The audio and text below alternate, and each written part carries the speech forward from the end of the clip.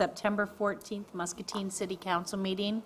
Tonight is our in-depth meeting, and as such, we will dispense with some of our formalities. Fran, will you please do the roll call? Councilmembers Raywald. Present. Fitzgerald. Present. Natfig. Present. Saucedo. Bynum. Harvey. Present. Spread. Present. 5 present, 2 absent, Your Honor. Thank you, Fran. We're going to move right on along on tonight's agenda. The first thing we have up is some housing projects, and Oak Park, Mr. Alice is going to be first.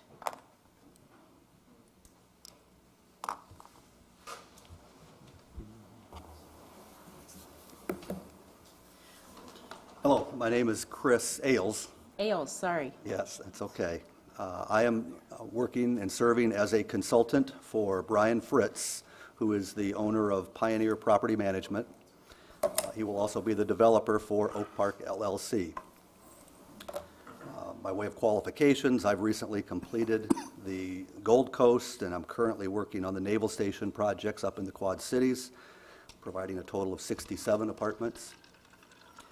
As many of you know, I previously developed the Cottage Grove and Welch apartments here in Muscatine, providing 70 apartments, both of which are managed by Pioneer Property Management Company. Oak Park will provide an additional 48 senior apartments in Muscatine. The demand is evidenced by the waiting lists on the existing properties that are managed by Pioneer, and the absence of any new affordable senior developments in the past 10 years. I'd like to say that I'm pleased with the Planning and Zoning Commission's recommendation for approval of our rezoning that occurred on Tuesday. I believe the information that was posted online and circulated to the council members is a fair representation of our proposed development. I'd like to make a couple notes, emphasize a few points that were circulated in that information. I think it's important to note that our site that we have chosen disperses the low to moderate income senior housing within the community. That's an objective of the Iowa Finance Authority within their qualified allocation plan. They identify certain census tracts that they prefer to see affordable housing developed in, and our site happens to be in one of those. We have then Cottage Grove off on one quadrant, the Welch downtown, and this would provide some affordable senior housing in another section of the community. I'd also like to take this opportunity to relay a number of the neighbors' comments and concerns as I met with them, in particular relative to the stormwater along Blaine Street and the conditions of Blaine. Our development will make the stormwater conditions no worse and may in fact improve them. The outline development plan that we filed with the Planning and Zoning Commission will be finalized if and when our funding is approved by the Iowa Finance Authority next spring. That final plan will consider ongoing neighbor comments, the city staff's comments, the Planning and Zoning Commission's comments, and you as council members' input, all before we start construction. The project, as described in the information that's been circulated, requires some form of tax abatement or tax increment financing in order to meet the Iowa Finance Authority's debt coverage ratios. They have, in the past, provided scoring points for tax abatement or TIF. Those points are not there this year, but implied or indirectly, it's still required to meet those debt coverage ratios. And so I'm here tonight, more than anything, to answer questions, but also restate my request for a resolution that would provide the 70% rebate of property taxes over 15 years. So with that said, I'd be happy to answer any questions. Or if you prefer, I'm not sure what the format here tonight will be. No, certainly. I mean, just as a reminder to council, the last time we had 2 applications that were going before the for tax credit, and the council sent letters of support for both projects, and then the project that was awarded, the council chose to proceed with that. That's the project that's currently going up, the Harrison Loss project off of Harrison Street and Bandag Drive.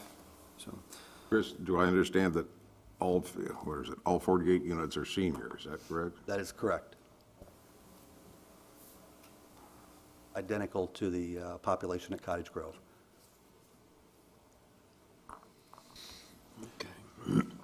Chris, that property has interesting contours on it, let's say.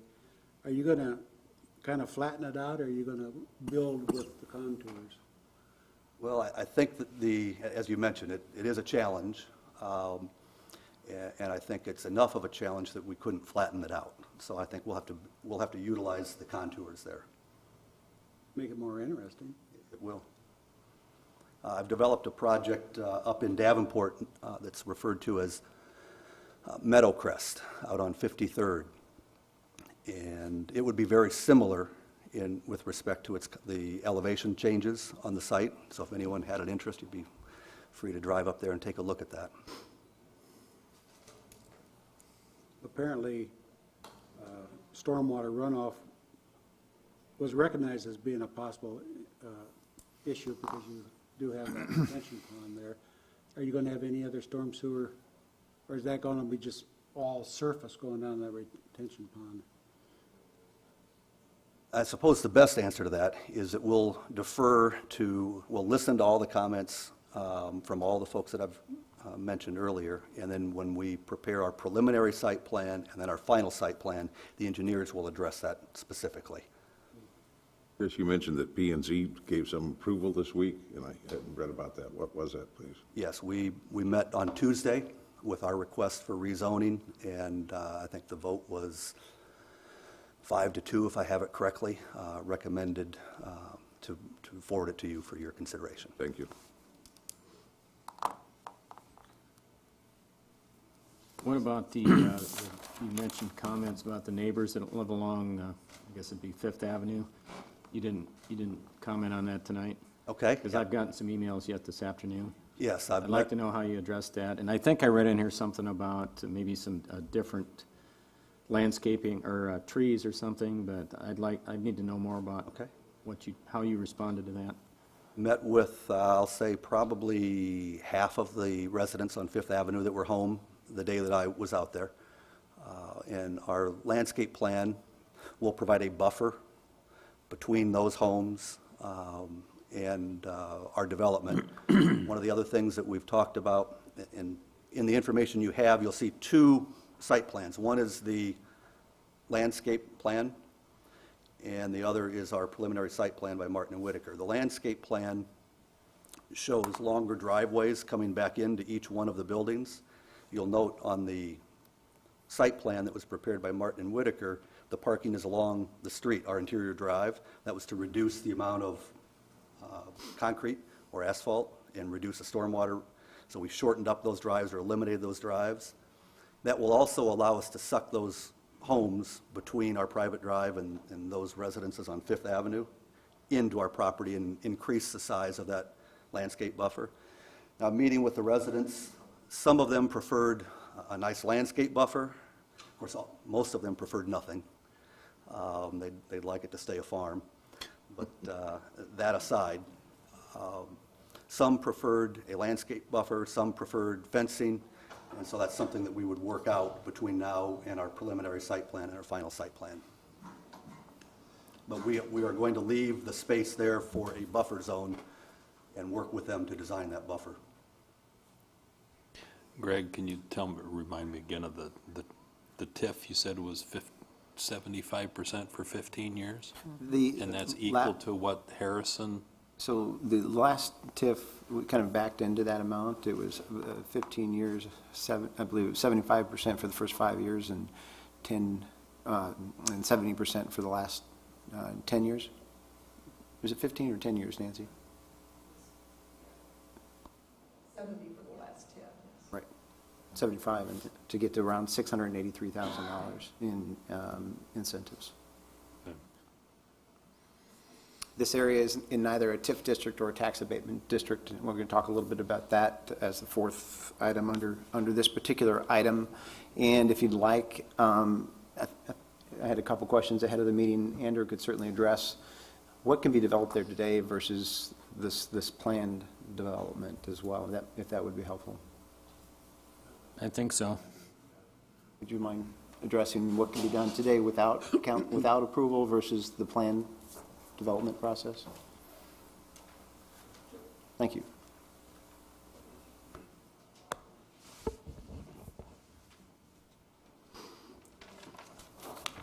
Mayor, council, so currently, this property is zoned R3, single-family residential.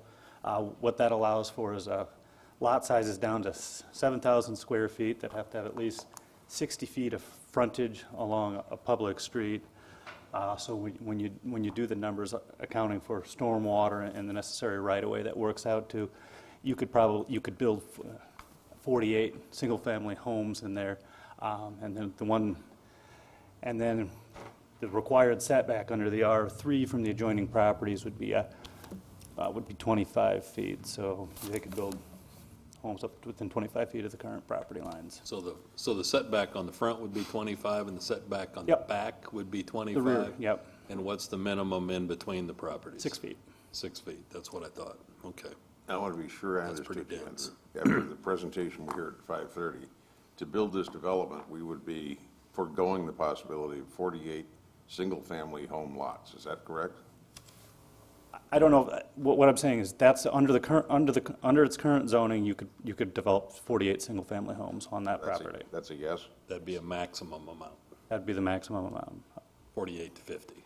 yeah, depending on what you do with stormwater. Yeah. Okay. But what it also does is, as the presentation noted, is create senior housing, which is also lacking within the community and could potentially free up single-family homes in residential neighborhoods across the city. The tax value of 48 single-family homes would far exceed 48 units in this kind of a development, wouldn't it? Depends on the type of housing that you build for the, if you're looking at the smaller homes versus a larger lot, so. Larger lot, fewer homes, so. One of the concerns, I got a couple of emails on this. One of the concerns was that by changing the zoning, it's not consistent with the objectives we set in the comprehensive plan just 2-3 years ago. And have you given that any thought? Yeah, no, so that is something I weighed, and when the staff, you'll be getting this rezoning on your first meeting in October, in the staff report. So you look at, there was about 86 goals in the comprehensive plan and the future land use plan. It's consistent with 2 or 3 of the major goals. However, when you do look at the future land use plan, it talked about 2 to 3 dwelling units per acre on this ground.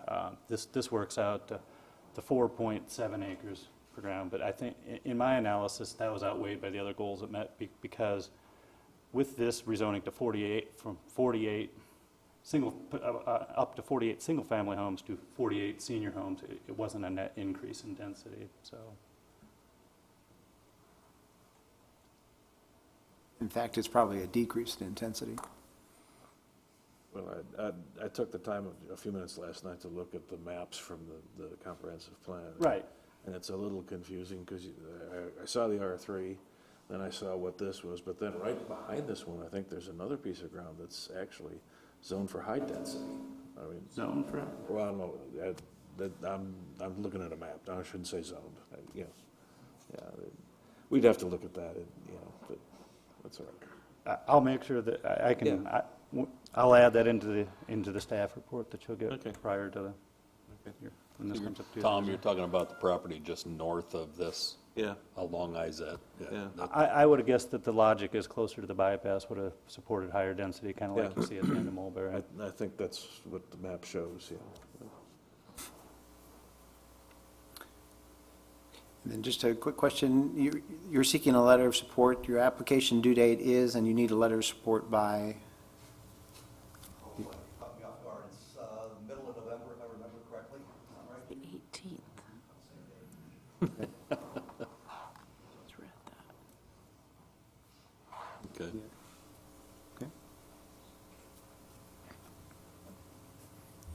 okay. Any other questions?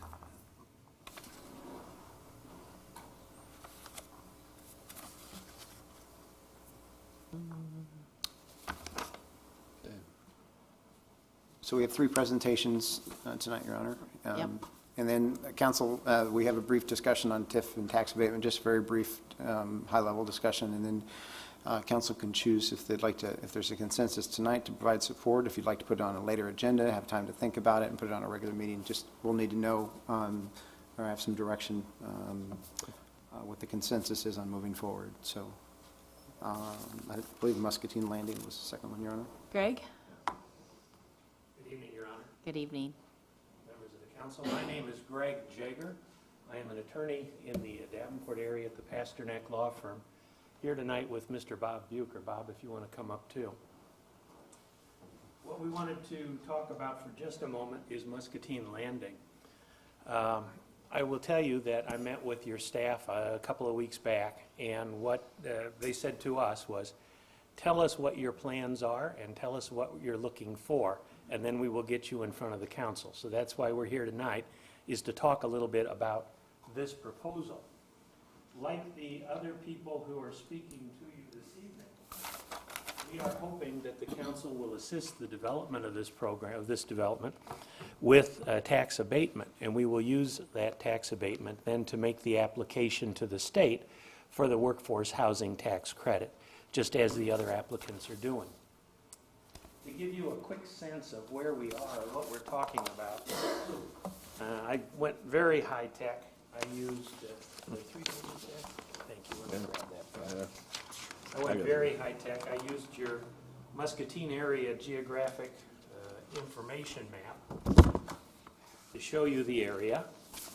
And then I went to Google Maps, which is about the limits of my technology.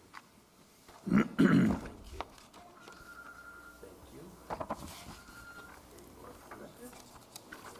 Thank you. Thank you. The first page shows you generally the area of the city that we're talking about, and the second page shows you the area that's actually under control of the developers. VMI and Cedar Development are actually the same developers, so these are the parcels that we have under control at this time. And so these are the parcels that we will be looking to develop as we go forward, and that's why staff wanted to see a plan, because this is actually quite a bit of ground. The third page behind it is just the Google map showing the existing businesses.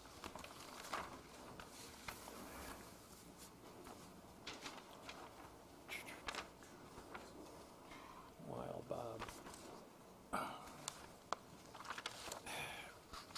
We understand currently that the area that the residential component is to be developed in is in a tax increment financing district, but it is not in a tax abatement district.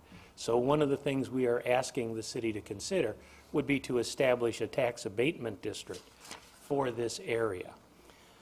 The existing tax increment financing district is going to expire relatively shortly and isn't going to generate a huge amount of increment. Also, when you're talking about residential tax increment financing, there is the low mod set aside. And in Muscatine County, that's almost 40%. So the amount of money that the developer is able to use to offset the public infrastructure costs associated with the development are reduced substantially by the low mod set aside. Tax abatement doesn't work that way. Tax abatement is simply an abatement on the property taxes for a period of time. And so the developer is able to capture 100% of the abatement and use that as part of his financing mechanism to develop the property. Unlike the prior speaker, these units are going to be market rate apartments. Mr. Bucher has done a similar project in Clinton. In fact, he's very proud of it and wants to show that to you. And we are very hopeful that this project will go just as well in Muscatine as it has in Clinton. Bob has set it up as, Bob is a residential builder, and so he wants to do the residential component, the multifamily residential, and then perhaps down the road as we get to it, single-family residential. We'll show you that as well. The commercial will be handled by other parties in the partnership with Mr. Bucher and VMI, but we have set it into phases. Phase one will be Bob's component. He wants to get going on it right away, and will, if the council is willing to help us with the tax abatement, setting up the districts, et cetera. The commercial, which I will call Phase 2A, or commercial, and then follow up subsequent additional multifamily and single-family development, which I will call Phase 2 residential. Mr. Bucher really handles the residential side of it, and we're here tonight because we want to get started on what we call Phase 1. With that, I'll turn it over to Mr. Bucher, and he can talk a little bit about his project. Good evening, everyone. Thank you for letting me speak here. I'm Bob Bucher, and I'm a partner with VMI Investments in this general area down here. And yes, this first picture I have, believe it or not, is at our site. It's,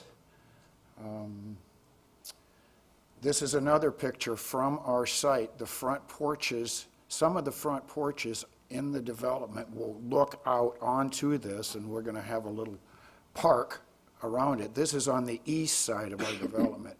It is obviously a very adequate pond. This is a drawing of the development, and the existing street is out here. Excuse me, Mr. Bucher. Andrew, could you help him put that on full screen for everyone? Pardon me? Full screen? Yeah. Might help people to see. It's hard to see from. How to move that? Got to use the mouse. There you go. Slideshow. There you go. Thank you, Andrew. You're welcome. Anyway, here's Northport, which is already in place. And we would be adding this city street, Friendship Drive, and then the horizontal streets, the east and west, are our private streets called Honesty and Happiness. We're happy out here. Anyway, this whole development here needs no sewer. So we are technically ready to go. The sewer comes from this area down in here and serves it all adequately. Of course, we have the detention basin right next to us, so it makes stormwater real simply too. We're just transferring it down to the basin.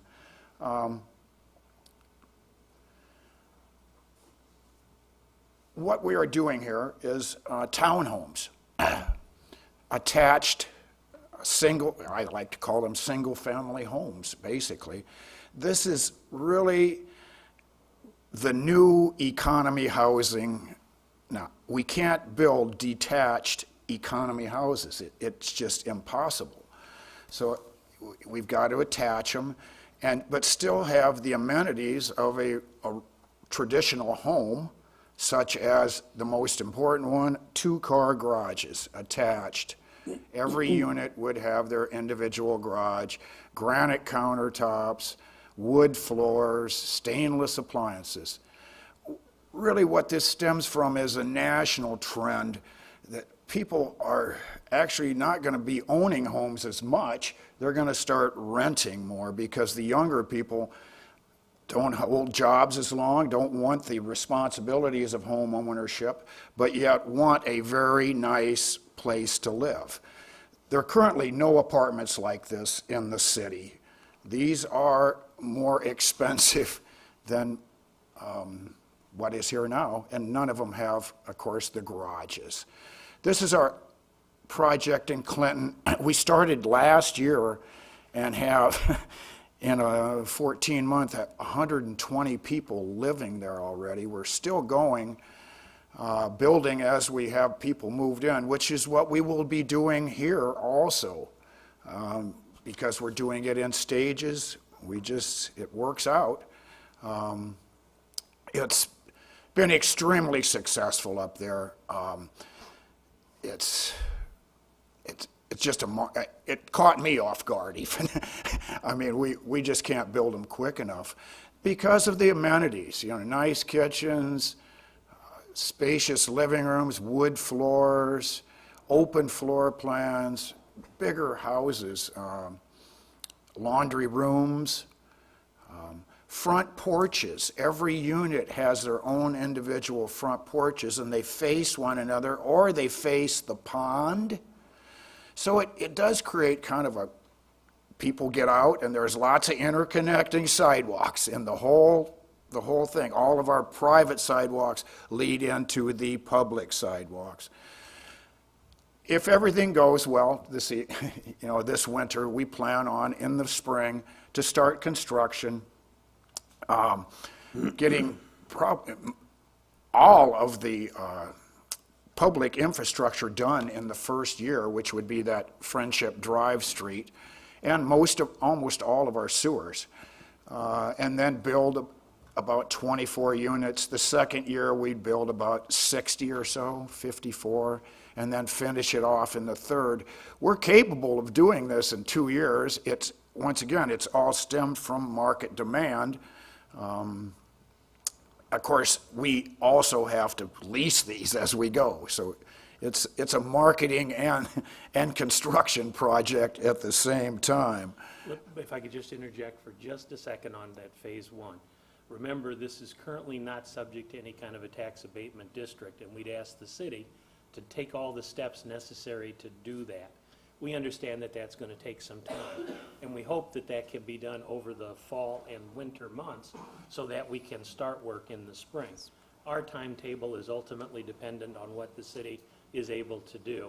And then if the city is able to set up the abatement districts, we would then use that as the city match, just as the other developers are talking about, when we apply for the workforce housing tax credits. So Bob is chomping at the bit, you can hear it in his voice, but we definitely need city assistance in order to make this go. The Clinton project is 200 units and is going to be done in the next 14 months.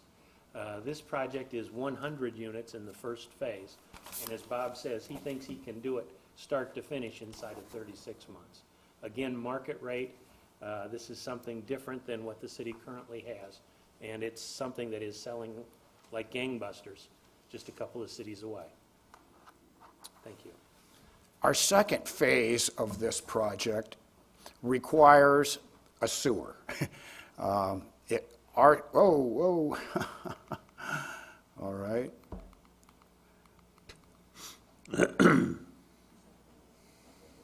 And you missed the screen. Here, let me go right. back for the screen.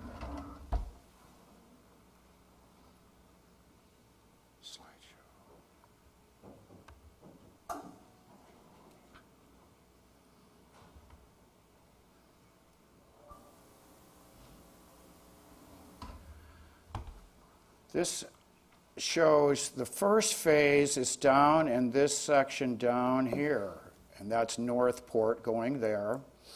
And then this is University. This is the planned arterial street to go from Highway 61 to Highway 38 and cut across.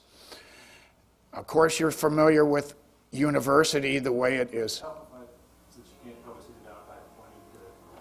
Yeah. Yeah, that'd be great. The point, his pointer, I can't, it's not. Going all over the place. There you go. You know where it is. Okay, Vanna. University. Yep.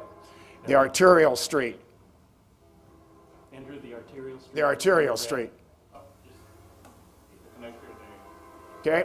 Is that the connector we've talked about over the last? That's the Plan 3861 connector, yes. Okay. Let me just say, as it relates to this phase, we put something down in paper to talk to staff about. Staff says, hey, we've got a major connector coming through. We want to make sure it hits University. We have an issue with the length of the cul-de-sac on some of the single-family residential. We aren't projecting this as the final design. We will work with staff to make sure we integrate 2-year plans. But when it was suggested to us that because this whole area is under common ownership, you want to see something, see what it's going to look like when it's built out. We thought it was incumbent upon us to put something down that we thought was reasonable. And what you can see here is Bob's Phase 2, as well as commercial development on the outer ring. And Bob will talk about that too in a moment. But in terms of the physical layout, I can't guarantee to you that that's the exact physical layout because staff has some concerns with it, and we want to address those concerns. What we have here then is an extension in this area, if you can pardon my shaking hand, of about 54 more townhome units, and then up in this area, condo lots And over this way would be about 2 acres of medium-density commercial or professional office park. And then all the way down here is the existing hotel with another potential hotel site next to it. That's the vacant ground just to the left of where Andrew was pointing is the existing hotel. The important thing to note about this is that the city has already put a lot of money into the entrance into this with university on the idea that university should lead somewhere. This is where university has to go. I mean, there's no other place. And to get that university placement, we have to bring the sewer. This is a sewer that was put in a few years ago, and it goes along Mad Creek and serves the trailer park over here to the east. What we're proposing to do is to tie into it right where it goes across Mad Creek and bring it up 2,200 feet through that property. This week, I talked to both property owners about this project face to face. One of them is 98, and I went to his house. They're both seem to be in favor of it. Bob Peterson is on this side over here, and of course, really the big thing about it is how much this benefits everyone. This shows the sewer again going through the property here, and this large black arrow or line that goes around it is the area that would be served by that sewer extension, plus our area down in here. So it's got some real merit. The one that really benefits the most is Mr. Bartles, I believe, here on the east side of the property, because it takes in all of his property and it only goes through a little teeny weeny corner right down there. I would like to try to perhaps buy a little property from this person also, because there is a triangular shape down in here that when university goes through it is useless to them, but is useful to me to make my single family area more contiguous. Didn't run that by him. He advised me to talk to his 76-year-old son. I can't lie. It was an interesting conversation. Real nice guy, though. God, incredible. If everything goes well, this is kind of a timeline and a cost of each one of these phases. We would start out we have to do all the sewer has to be first, and the public infrastructure would be the first thing before we could do anything, and it would take probably a year to do that. And then start construction simultaneously on the houses and the second phase of the townhomes with the hotel and the office area. Who knows? I'll be honest, some of this is just conjecture, but it is in the path that the city wants this development. It is in your area of growth, and it. Bob, the 22-25 construction of homes and condos, we talked a little bit about condos in the first phase project, but you're also a single-family residential builder. Correct. And how many homes did you build in Bettendorf over the last 5-6 years? Hundreds. You tell them hundreds. Hundreds, yes. Yeah. So Bob has experience in single-family residential as well. When he says he thinks he can do single-family homes as well as condos, he's got the experience and the expertise to say So he can do it. who's the end result or the owner? These are Single-family homes? These are even. Private. They'd be owner occupied, yes. They'll be owner occupied. How about the townhomes? Might be an association if they're condos. I'm leaning towards the condo idea. But you're at not going smaller to own lots. them Pardon me? The end result is you're not going to be the owner. Correct. For at least the period of the tax abatement, because that would be part of the financing package. Mr. Bucher would be responsible for that. At some point, we might try to condo them out. We ran into a little bit of a hiccup in another city when we first brought in a plat that would allow that. So we are very strong with single family down the road, multifamily, townhomes, at least for the period of the economic incentives. We want to be very clear on that. Okay.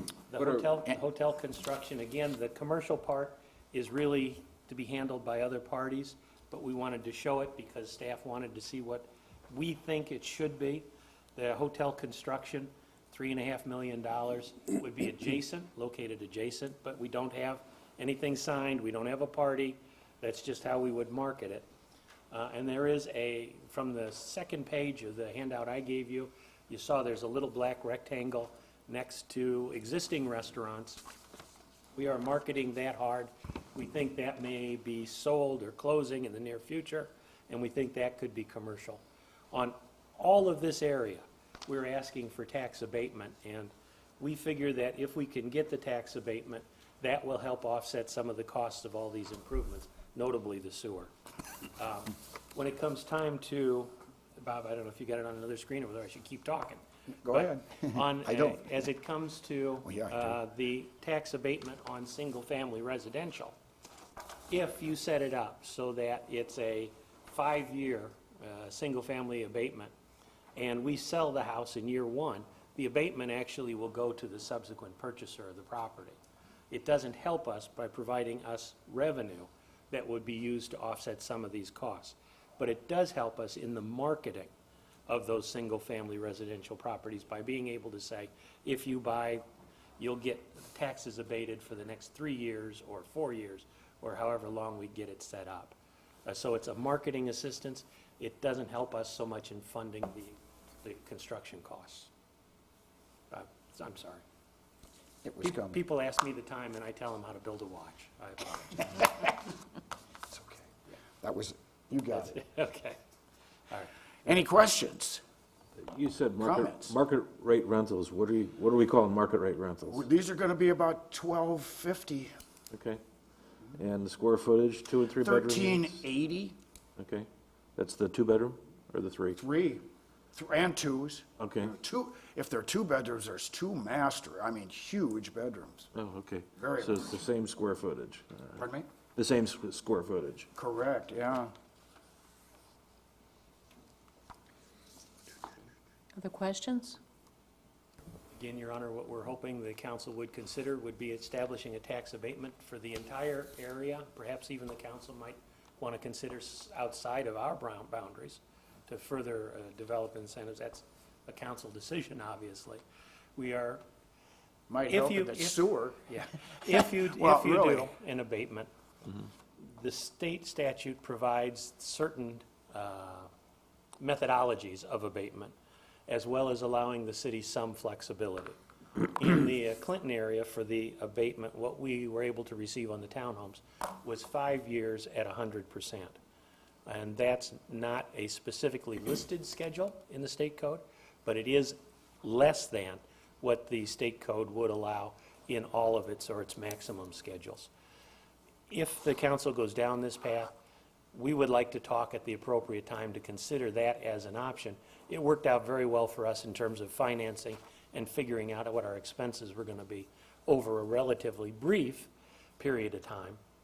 And that meant the properties got back on the tax rolls in a relatively brief period of time as well. So from our perspective, that level was a win-win. We hope the council would consider it at the appropriate time as well.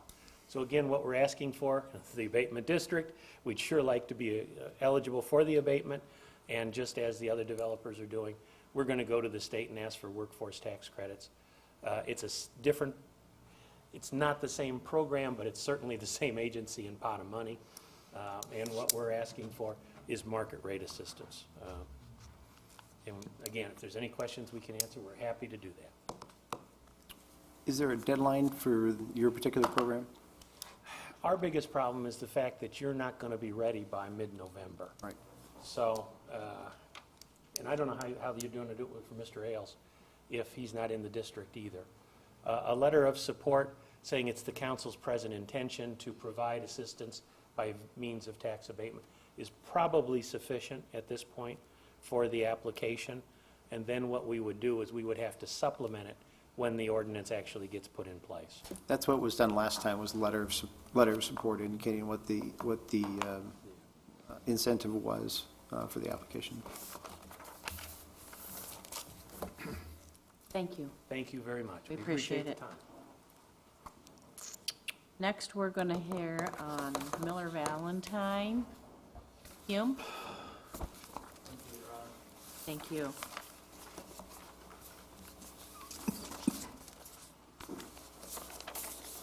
Good evening, Your Honor and council members. My name is Hume On, and I'm with Miller Valentine Group. I'm going to try to set up my PowerPoint. If you hover over the PowerPoint presentation in the bottom left-hand corner, yours should be right there and ready to go.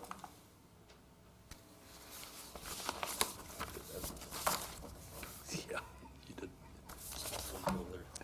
You don't need to. Okay. So I'm here to talk about, share a little bit more about our organization, Miller Valentine Group, and give a quick overview of what we propose and discuss what we'd like to request from the city in terms of assistance. So we're calling our project Steamboat Lofts. As you can't really tell very well on this map, we're close to Steamboat and Mulberry on the northwest in the quadrant of the city. We're looking at about a 10.8 acre site right now, although there's a possibility we'll subdivide that lot and use part of it for this development and then potentially a future development down the road. Andrew, could you show us where we are? So it's this up here. This is where the apartment's on Steamboat and here's Sunnybrook just for. And that's, Okay. and that's the bypass. This is that new piece of road we built in 2015. Great, thank you. So a little bit about Miller Valentine Group. So we've developed affordable workforce housing and senior housing for over 25 years. We're a full service real estate firm with expertise in affordable, market rate, and commercial development, and we do our own property management and construction. We've developed over 14,000 units in 18 states. And we've done 9 developments similar to this one in Iowa since 2010. And Harrison Lofts, the other project in Muscatine, is under construction, and we're developing that as well. Okay. And you guys will own these? That's correct, yes. So we typically develop, own, and manage our own properties. That's what I thought with the Harrison Lofts. I thought that was the situation, so thank you. So a quick overview. My presentation isn't that long. So as I said, the location, we're in the northwest quadrant of the city. Like Mr. Ailes' project, we're in an opportunity area. So we're in an area that's suitable for this housing, and that it has good amenities, and that it's not concentrated, that it's dispersed throughout the community. We're looking at 48 to 52 units of workforce housing. So it's good to see that we're, among all these presentations, the housing that each of us are proposing are actually complementary. We're proposing workforce affordable. Mr. Ailes is proposing senior affordable, and the other gentleman's proposing commercial, so market rate. So it's very complementary. We're looking at a 3-story walk-up building, and that is not exactly what would be here, but it's very similar. We use very high-quality materials. We'll do a mix of masonry and fiber cement board exterior. We will have amenities like free internet. We often have a clubhouse for community space. So that's kind of, and this is a model that has worked for us across the country. And we will be a mixed income building, so we will have the ability to house various income ranges across the spectrum from low income to market rate. And our request is for a 10-year tax abatement or TIF.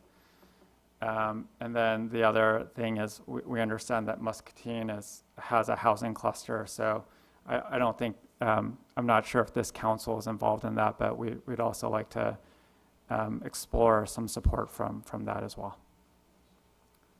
Housing cluster, what the hell? And that concludes my presentation, so I'm happy to answer any questions. Are there any Section 8 units? No. Thank you. So, what other sites in Iowa? So we have a couple in Altoona. We have one in Cedar Rapids. To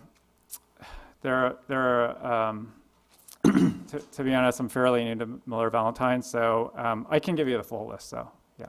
Okay. What was the cluster developments you spoke? So there are various housing trust funds across the state, and I believe in my research, Muscatine has one called the Muscatine Housing Cluster. So for other jurisdictions, these trust funds provide some funding to help support these projects, and we'd like to explore that possibility here. Greg, do you know what that is? Jody's actually a member of that. Like you had Jody come. Charlie, you're a 2, aren't you? Yes.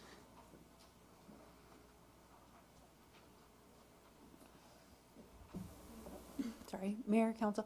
So the housing cluster is the housing trust fund. It's the way a number of projects, we get about right now we get about $100,000 per year to the project. So the city uses it to support the housing counseling program that we operate. It supports the homeless prevention and shelter. The homeless prevention program for MCSA. So there's about 7 programs. Rebuilding Together gets funds out of that and stuff like that. Okay. So you would need to contact the United Way quickly. Thank you.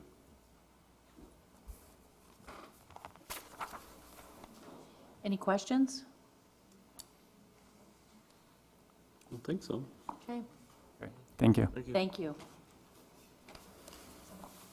Next, we're going to have some discussion on TIF versus tax abatement. Nancy, is that you? I think we'll probably tag team it. All right. We just wanted to remind council of what is currently in place and provide a little bit of history in each of these 3 areas. Mr. Ailes' project at the top is in neither a TIF district or tax abatement area at this point in time. Muscatine Landing is currently in a TIF district, but that will be expiring in the near future. You can put together a 10-year program. I don't recall the date. Nancy, do you recall the date off the top of your head? And while she's thinking, the Miller Valentine project is currently in a tax abatement area. However, it is, as you'll see here in a moment, it has the 5-year, it's basically the new home tax abatement program, where you get the abatement for 5 years, 100% off the first $75,000 of value. I've got a graphic here that'll kind of show you what's currently in place and what is potentially available for tax abatement as well. What we've included in the packet and are not going to review are some older but valuable information sheets done by Bob Justin over the years. Just nice summaries for your information on tax increment financing and tax abatement as well, included in there. What we've also done is Nancy's prepared some schedules just to give you an idea based on potential assessed values of what we could be talking about as a comparison for TIF and tax abatement. So for the first project, you've got attached here is it looks like the Miller Valentine project, and these values are not set in stone. These are values based on estimates to date and what they would generate under both programs. Just gives you an idea what would generate it. For example, on the first graphic there with the multifamily residential, you have the potential to generate upwards of $620,000 with a 10-year 75% down to 70%. Something similar that was done previously generates $620,000. That is without the LMI set-aside. If the LMI set-aside is required, it would generate, you take that 40% or 38% off the top, and it generates about $363,000 under the TIF program. If you take that same project,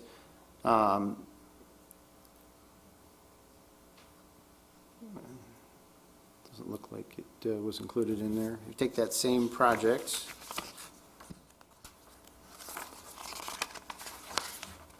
Greg, there aren't any hard copies for people here to look at? oh, Just- no, right? it's on the website. Just look under tonight's agenda, and you can scroll down to it.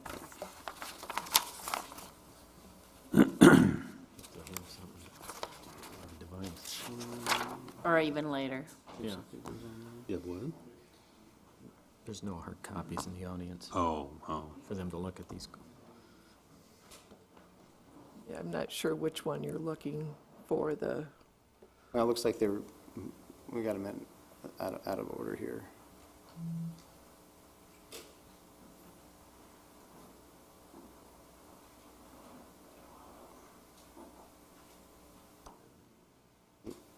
First one's Miller Valentine. The next project is the Els project that's noted there as well. You know, their request was 10 years at 70%, generates $584,000. With the LMI set aside, it generates $350,000. And then, as an example, an abatement program, which we can do under state law up to 10 years at 100%, generates about $475,000. So it just kind of gives you a really rough idea, based on what the estimated taxes were, annual taxes, what would be generated under each of those programs. That's really the intent of this, is just kind of give you an estimate of what's generated based on TIF or tax abatement. Really, the next slide is where we wanted to focus tonight, and that's really what's currently in place and where the opportunities are. So what we're looking at are the potential opportunities to create either new TIF or tax abatement areas, and what we're recommending is tax abatement for the housing projects. And Yeah, so people can see it. and so what we have currently in place is we have a residential single-family duplex, so basically single-family and duplexes or condos.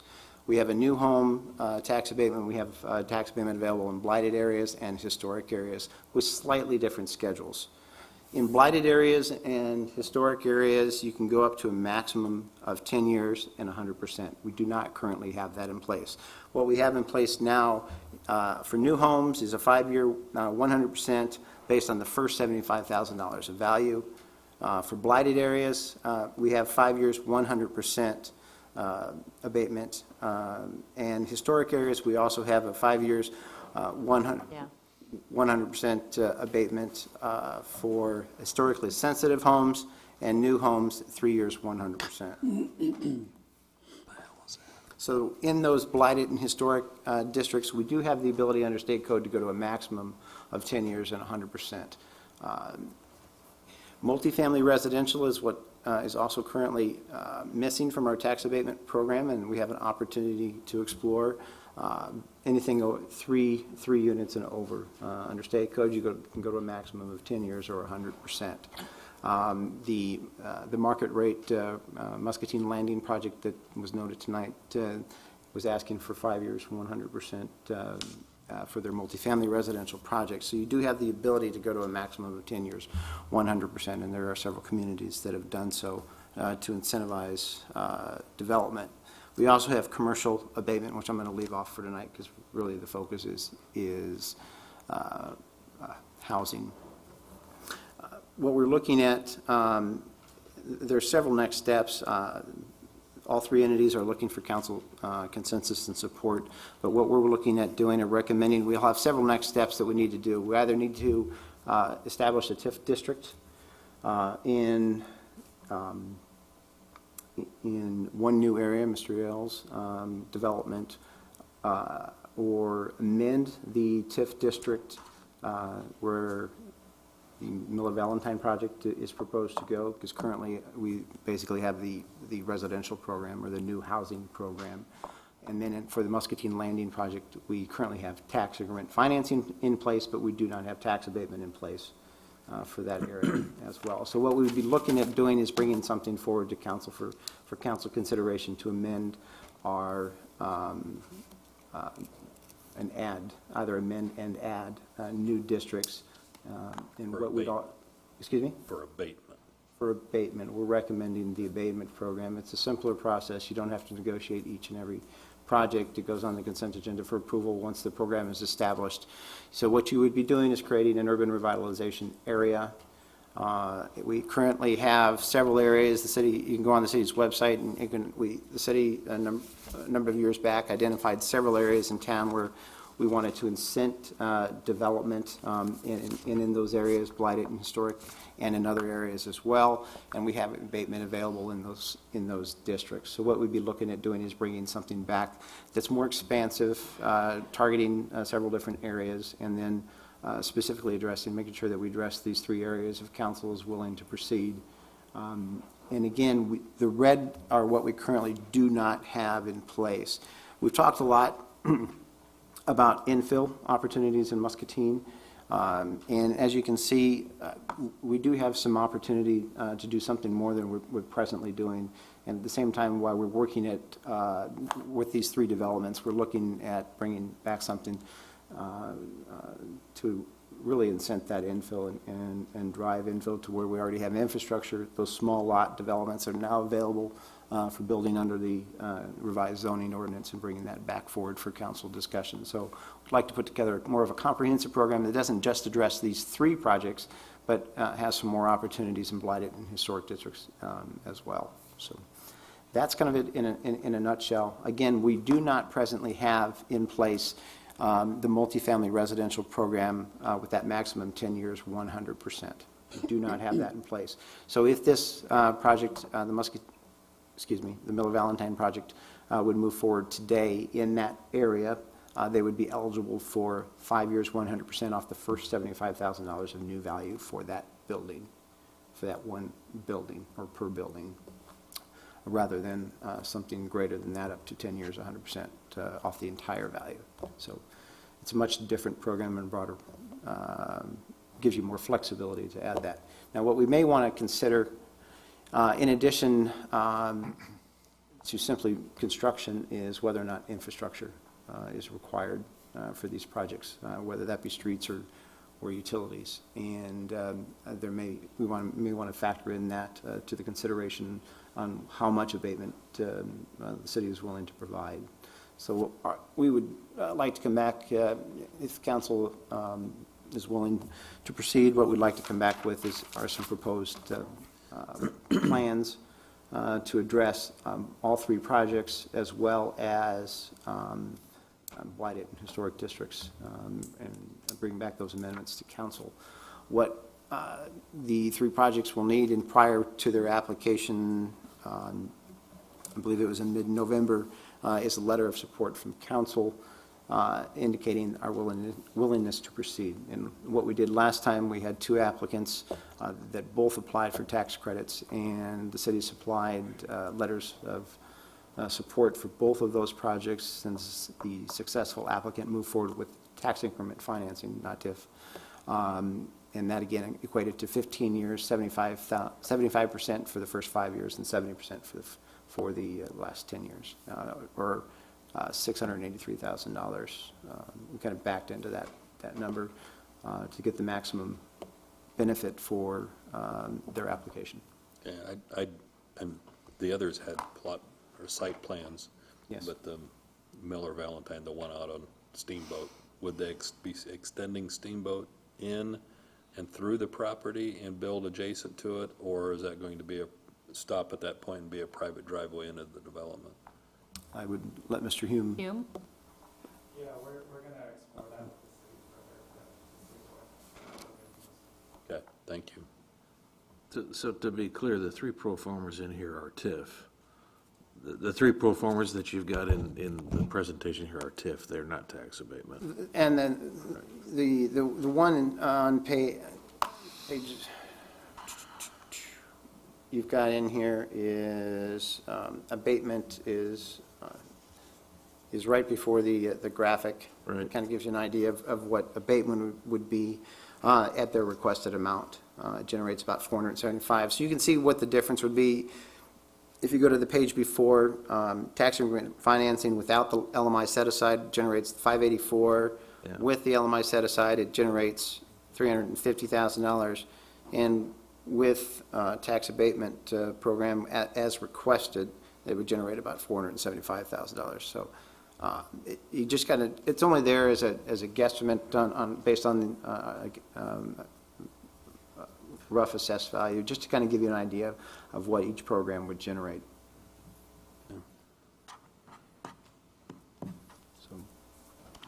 Any questions? No, Phil?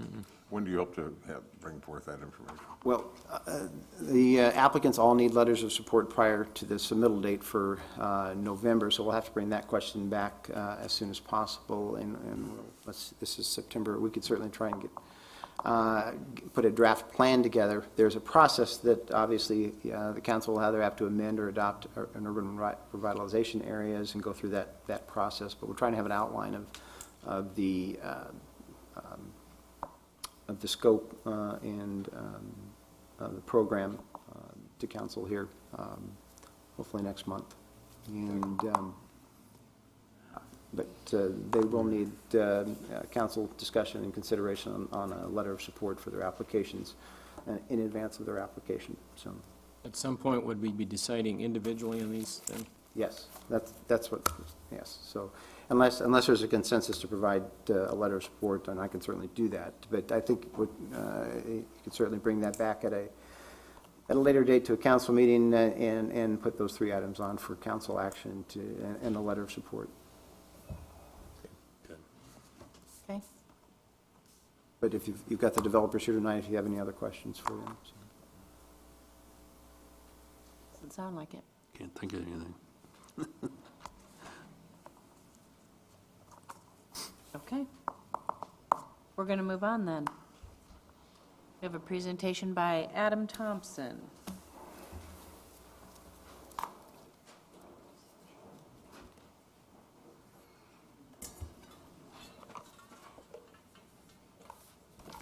Find what I did with my flash drive there.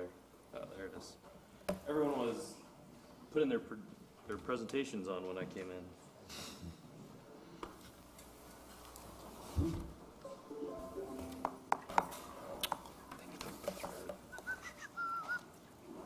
It's time for everyone to clear out too.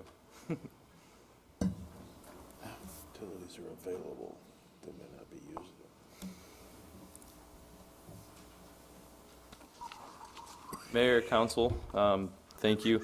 Before we start the presentation, I really want to preface this discussion with, or this presentation with, this is a discussion, this is starting the process. Myself, Dave, Andrew, no one in our department is an expert at 657A in the process. That we are learning as we go through this, and it's going to be a learning experience for us. So this is really a discussion on starting the process, and what we're looking for is some direction from the council we talk about at the end on where you'd like staff to go from here. And recognizing the issues and the concerns that we have in the community and how you want us to address that going forward. So tonight we're discussing nuisance buildings and specifically want to discuss Iowa Code 657A and how the city of Muscatine can utilize that in addressing some of the nuisance buildings in the city of Muscatine.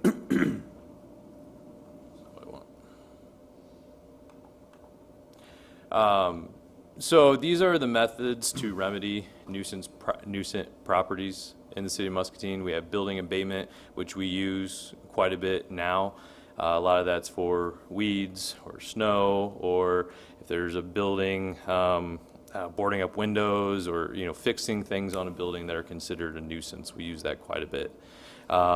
Tax sale, it is a method of taking abandoned properties that are delinquent on their taxes and then putting those into someone's hands who will do something with the property, hopefully fix it up, improve the property.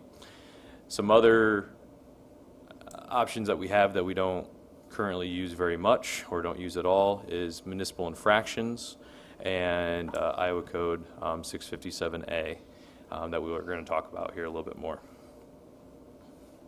So Iowa Code 657A, what this allows the city to do is it provides a means for the city to take title to an abandoned residential property. That is the purpose of 657A.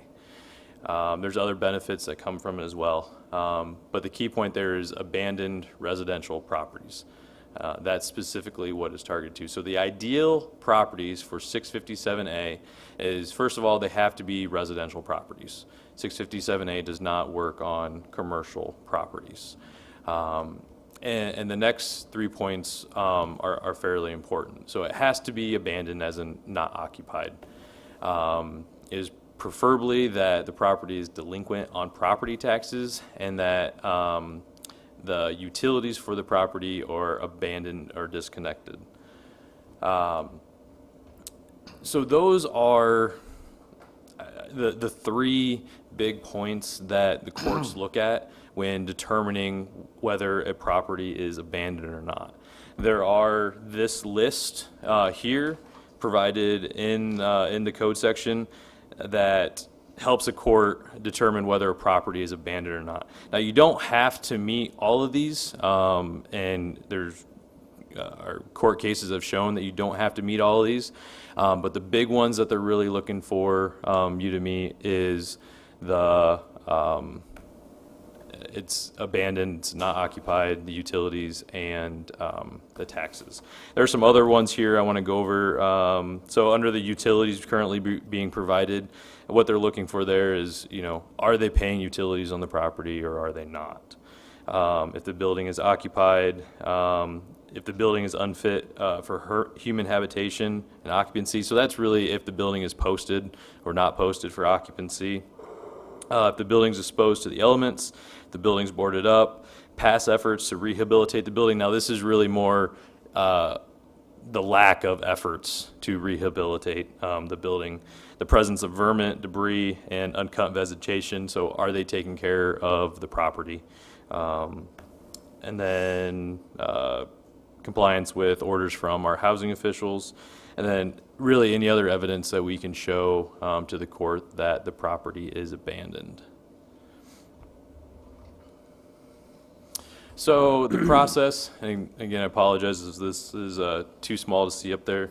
So the process for working with non-existent or non-cooperative property owners. So these are really very much a similar situation with 500 Mulberry, where there's no one. And that's really what 650A was designed for, is how do you deal with properties that there's no one to contact? There's no one to talk to. So in that example, it's a mixed-use property. Yeah. It still qualifies under 657A? Yes, because it still has a residential component to it, it still qualifies under 657A. Okay. So, but since it has a commercial component, that doesn't exclude it from this? What he said. Correct, it does not exclude it from this. Because it has residential, it is. Portion of it. Yes, yep, it is still eligible. Correct. So the process, obviously we need to evaluate posted, vacant, abandoned properties. We have a pretty good size list of posted properties for conditions in the city of Muscatine. So first step is looking at that and evaluating that. I think next, before we do anything, is we have to make an attempt to talk to the property owners, make contact with them, talk with them. If we're able to make contact with them, discuss with them, what their issues are, what their situation is, and if there's a plan in place for the future of that property. If we're still working with, if we can't make contact with the property owner, or we're not able to make headway with working together on a plan, then we give them final notice to abate the non-compliant building. And pretty much that abatement notice says fix up or tear down, or the city will take action to abate the nuisance. So then, making the assumption that they don't do anything with the property, the next step is to do a lien search to determine all parties that may have an interest on that. So that's current ownership, any mortgages out on the property, and if there is any tax sale certificates issued for the property. After determining that, we can file a petition with the courts to acquire title to the property under Iowa Code 657A. We give service to all parties involved in the property, and they have 20 days to respond. Again, most times with 657A, you're dealing with properties that there's no one around, that everyone's walked away. So a lot of times you don't get a response from anyone with this. Your tax sale certificate holders, at least from the ones that I've talked to, they're okay for the most part. They don't contest a 657A process because they actually get their investment back if 657A, if it's awarded, if it's found going through the court system. So they don't lose their investment into the property. And then we make a request, we get a hearing, make a request to a judge to obtain a title of the property. Is there any questions on kind of that process that we go through? Or anything you'd like to add, Greg? I was just going to ask if you could note where we are currently with Fifth and Mulberry in the process. Yes, Fifth and Mulberry, I talked with Aaron yesterday, and we are in that... Erin Clanton, she's with the city attorney's office. Thank you. Yep. We are trying to serve parties. We sent letters out asking if they would accept service by certified mail. It's a cheaper way of trying to get service. We didn't hear anything back from anyone. So now she is attempting personal service and going through that. So once we attempt service on all parties, then they have 20 days to respond. If we don't hear from them within 20 days, Erin said she's going to file, more or less file that we haven't heard anything from anyone. We'd ask a judge to enter an order without actually having a hearing. She said more than likely that's going to be a challenge. I mean, this 657A hasn't been heard in Muscatine before, so it's something more than likely we'll want to go before a judge. And we're talking about the city taking title to property, so we want to make sure that it's done the right way and the appropriate way. Adam, how many interested parties are there that we're trying to serve? There are the listed property. There's three. There's three. There's the actual property owner and then 2 tax sale certificate holders. Okay. But you try and get notice out to any and all potential anybody that may have an interest in there. So you try and may have a lien against it. The state could have a lien against it. You try and get notice out to any and all interested parties. Okay. And Erin said that we're going to put notice in the paper as well. That's been a general practice for her, that she puts 2 notices in the paper just so that it covers additional bases there, if there was someone that we're unaware of. Okay, thank you. All right. So this next slide, so now we're dealing a little bit more with nuisance properties where we actually do have someone that we can come in contact with. So there's a number, I'm sure the properties are going through your head. I really don't want to say them, now, but there are a number of properties that are abandoned. They're nuisance properties, but, they're still paying their taxes. They're still mowing their yard. They still have utilities hooked up. So, how do we address those properties? So first step with any of it is we want to reach out to them. We want to talk to them. I think it is a very good practice for us to we talked about in our housing presentation before this meeting that we wanted to come with a partner, with a carrot first, rather than just wielding the stick all the time. That, we want to be a helping hand. We want to do what we can to help them out first. So that's the first step, is trying to understand what their situation is and try to put a plan in place for rehabilitating the property. If we're unable to put that plan in place, again, we're going to give them final notice to abate the building and the issues with the building. And again, in this case, because they're meeting those 3 big criterias for 657A, it's really not the best tool to use in this case. So it was the recommendation of our legal counsel to use municipal infractions. In that case, cite them up to $750 a day for keeping a nuisance, is what it's called. They are keeping a nuisance. So that would be the process that we go through when we can actually make contact with property owners in that case. And obviously, it is our hope to address the problem, on those first 2 bullet points, and not have to take it from there. One other thing to quickly note, and we've discussed before, is that in October we'll have our some minor code updates that are coming forward. We'll also take the ordinances that have been adopted to date and fold them into the code book. And at that time, we were hoping to also have a discussion on property maintenance codes, which was also pointed out in the earlier presentation on housing as well. So that'll be coming forward, and that'd be another component piece and tool in that toolbox to use. Absolutely. How does that differ from what he's talking about right now? Really, our only tool at this point in time is the nuisance and a municipal infraction is just simply the citation.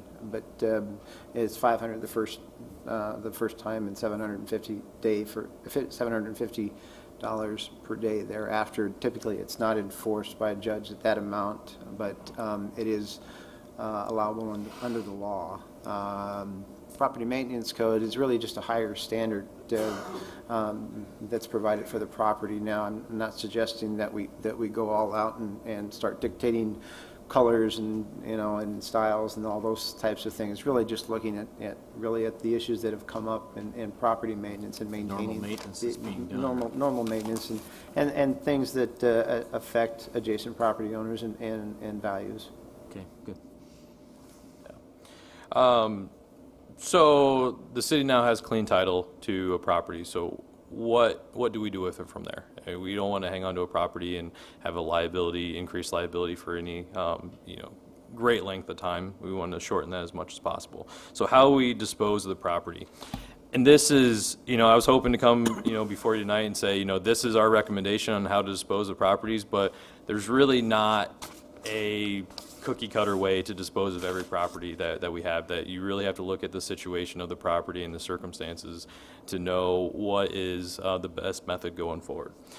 We can do an RFP, so that's where we take proposals on the property where they tell us, what their plan with the property is, if there's any type of incentive that they're going to need in order to complete the project. So what we're looking at there is taking a combination of the project itself, the quality, the public benefit, and any monies that they may be willing to pay to the city to acquire that property. And then making a recommendation based on that proposal of the best proposal. Other option, closed bids. So just as we bid, other projects, construction projects, doing exactly the same way, where we take the highest bid for a property. Auction, this is the primary way that the city of Burlington sells their 657A properties, as they hold an auction at a city council meeting and auction the property off there.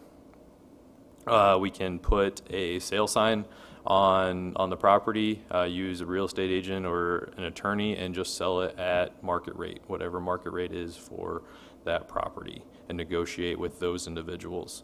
The other option that we have here is we could transfer or sell for public benefit. So this would be looking at the property and whether it be Habitat, and these are just examples, Habitat for Humanity, Rebuilding Together, another group in, the historic preservation groups, a group that we would, give the property to because they're going to do something with it that is in the public benefit or the public good. So that's another option that we have in disposing of these properties. Here's just a little bit on municipal infractions. Greg talked about it. Again, it's maintaining a nuisance, so you issue the citation, you file the citation with the clerk. If they don't pay the citation, then you take it to small claims. So anything under $5,000 goes to small claims. And then you request the property owner be ordered to take specific action on the property and then pay the citation. There's also Burlington is getting, when they've done this, they're getting the judge to order that essentially the city has first rights to that property as well. So they're getting judges to take an additional step with that municipal infraction. So in general here, it's good practice to avoid litigation. We want to work with the property owners first. So again, use lesser steps to gain voluntary compliance with our nuisance or with our city code.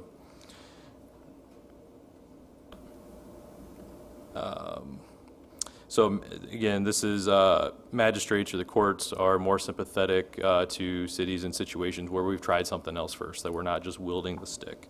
So again, from here going forward, we're looking for direction from City Council, support from City Council to move forward with addressing nuisance buildings in the city of Muscatine. And this may be, condemning and demolishing properties in the city of Muscatine that we haven't done for some time. So it's addressing properties that have been sitting vacant and dilapidated for some time. I think that's all of my presentations. The city has bonded in the past for demolition. We think we did that as recently as the last time we bonded. I believe there's 1 or 2 properties in there as well. We've also talked about on any sale of property, you could fold that into the program to continue it in moving forward in the process, because there are costs involved with this. And I guess one other item of note, as we do go forward, our goal is to try and do the process as much concurrently as possible, the acquiring as well as the sale of the property, so that we don't have this sitting in the city's hands and the city's responsible for ongoing maintenance. We want to do the process as concurrently as possible. I've got a few comments. We have issued 5 to date this year. Last year's and before it hasn't been done, but municipal infractions on several property owners who in fact actually responded and paid up paid their ticket, and they also fixed their property, which is what it was for, to just get that done. We have demolished a building in December. We're about ready to do a garage pretty much in the next few weeks. But Greg is right. Most of the stuff that if we were going to do this on a wide scale basis, it would be very expensive. So the last thing I want to make a point on is that once we decide a path, we've got to follow it through to the end. We can't stop halfway. So I just want to make sure that that's clear. When we make a decision, we're gonna follow through. Dave, do you think there'll be, it's hard for you maybe to look into the future, but more of the new code treatments than the infraction type, or is it? Well, there's the stopping the bleeding, the triage thing, which is maybe the property maintenance will stop a lot of going forward. But we have a lot in the past, and I think this council has seen this long laundry list of properties that have been either abandoned or posted or whatever. We've got to evaluate this against a program once we get your approvals to go forward with it.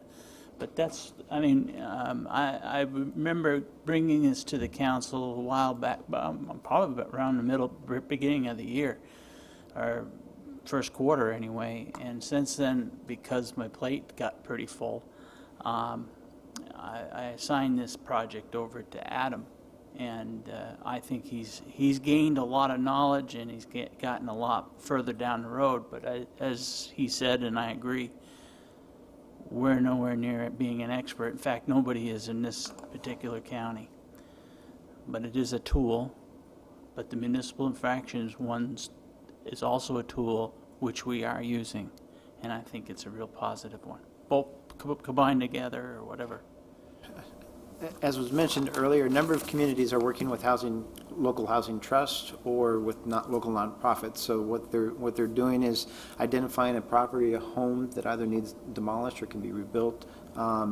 They're acquiring that through the 657A process. They're selling that, and the housing trust then puts a new home in place, sells the home. That money rolls over into the trust and moves on to the next property. So it can work very well, and it's been done in a number of smaller communities. Would you say that all three approaches could work together, sort of? Absolutely, absolutely. I agree with that. And also, to a property owner that this is being done with, it depends on how we approach this. We could come off as being, a very guiding hand, or we could be looked at as very mean.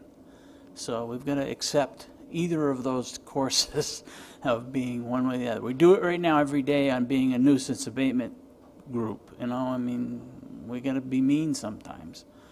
But it's for the benefit of the community, and that's the point. Any other questions? I just think you've done a lot of work on it, and I think I can see where the three could work together. Thank you. Thank you, Council. Our last agenda item tonight is on our local option sales tax. Nancy?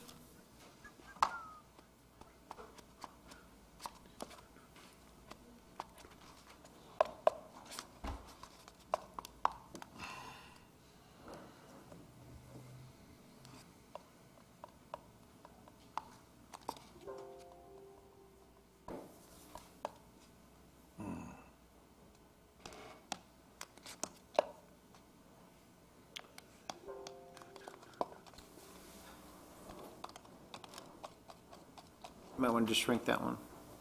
Close it.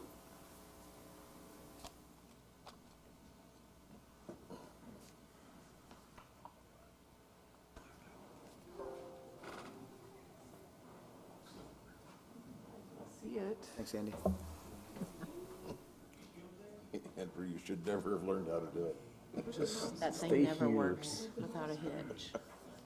Not that hard. I know, but it's a problem every time. Shouldn't be that hard. Right, that's better.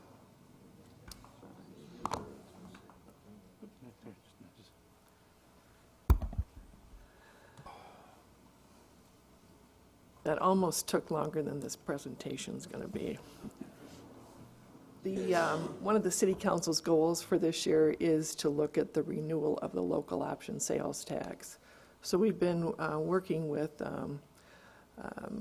our financial consultant and the engineer for the West Hill Sewer Project, and we have got a proposed plan we're going to introduce tonight, and then we'll proceed and make decisions at a later meeting.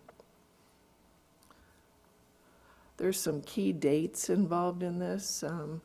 The June 30th, 2019 is when the current local option tax period expires. The consent order with the EPA for separating the sewers in West Hill, that deadline is in 2028. We've got a proposed date of March 6, 2018 for a referendum on renewing the tax. There's only, the state code only allows 4 days in a calendar year that the city can choose to have a referendum. So we've tentatively chosen March 6 next year as that date. And then working back from there, if we have to, the city has to do a notification to the county auditor requesting that referendum, as well as including the ballot question for the voters. And the last day to submit that would be December 7th of 2017.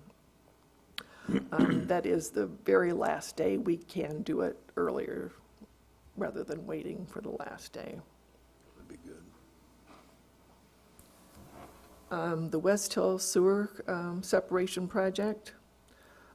Currently, Phase 3C is underway, and it should be scheduled to be completed before the end of 2017. Once that's completed, we're about 35% finished with the entire project. It's a huge project. Stanley Consultants, we requested they do projections of cost to complete all phases. And that includes Phase 4, there's three years of that. Phase 5, another 3 years.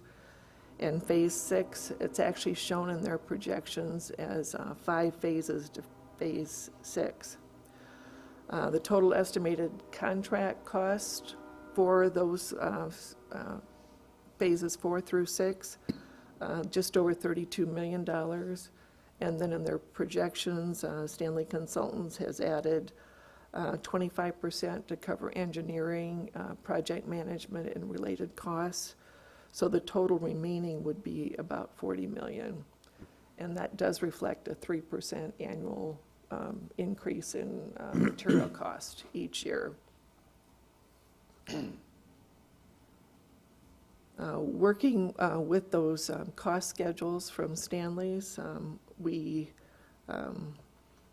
did some worksheets here and worked with our financial consultant, PFM, to prepare a long-term financing plan for that West Hill project. The city's been setting aside $400,000 a year in addition to the local option tax funds to fund these phases that we're currently underway and we're projecting to continue.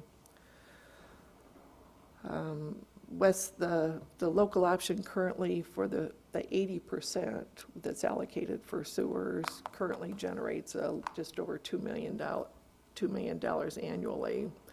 And that $400,000 being set aside supplements those funds. Based on Stanley Consultants and PFM's analysis, we're looking at being able to cash flow the project costs through the end of Phase 5, and then before we would begin Phase 6, an SRF, State Revolving Fund loan, is projected to be needed. And that would fund all 5 phases of Phase 6, and also the work that we need to do at the pumping station, Papoose Pumping Station, at the completion of the project. Even though we're showing Phase 6 as 5 phases, once we start to borrow money, we can actually do those not once a year like we've got the other ones scheduled.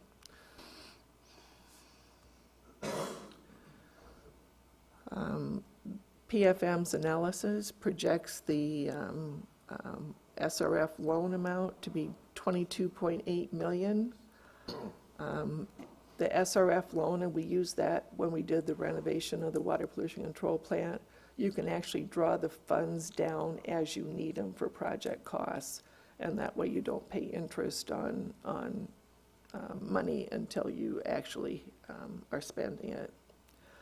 The interest rate on the SRF loans is 2%, and that can change, but that has been in place for several years now with the state. PFM has done a preliminary loan repayment schedule based on that 2% and the $22.8 million, and they're projecting that a 10-year loan can be used, with the final year of the loan in 2033/34.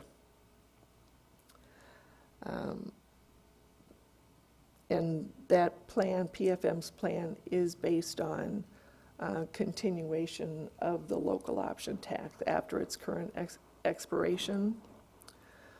And this would require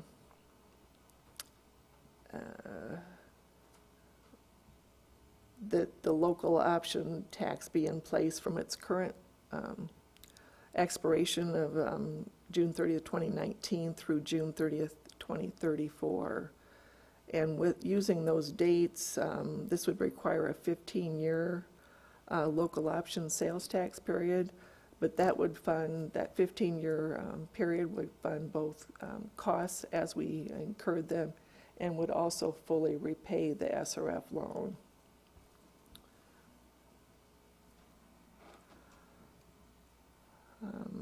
The ballot question that we're proposing based on those assumptions would be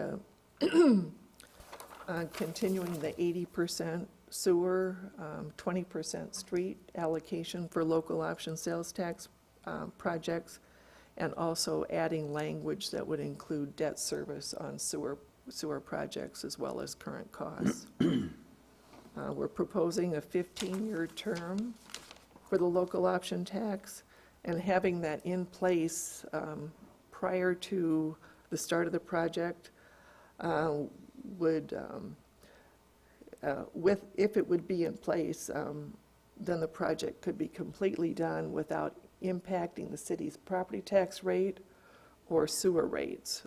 Having that guaranteed source of income would fully complete that project.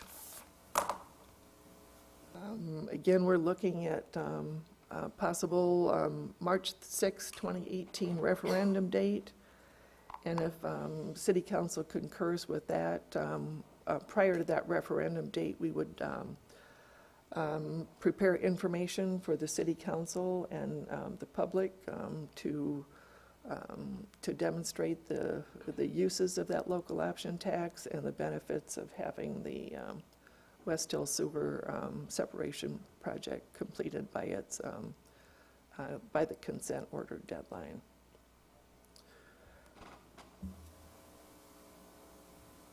And I think that's all we have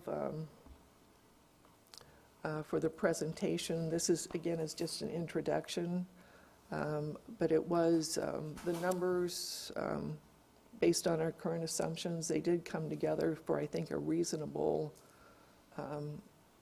local option tax period using the same 80-20 allocation of the proceeds.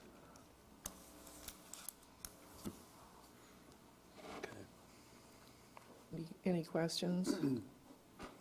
Just to be clear, when Phase 6 in its entirety is done, will the city as a whole then be done in compliance? Yes. Phase 6 plus that last portion, that Papoose. Right. Which we really don't. For some cost for that, yes. So you said there's a period there where the 15-year local option is going to pay for the current year expenses plus repayment of the... Yes, we would actually be incurring project costs and paying some debt service at the same time. Yeah, okay. Nancy, I don't expect you to have the answer to this, but do we know if other cities are incurring 25% of the construction cost as overhead?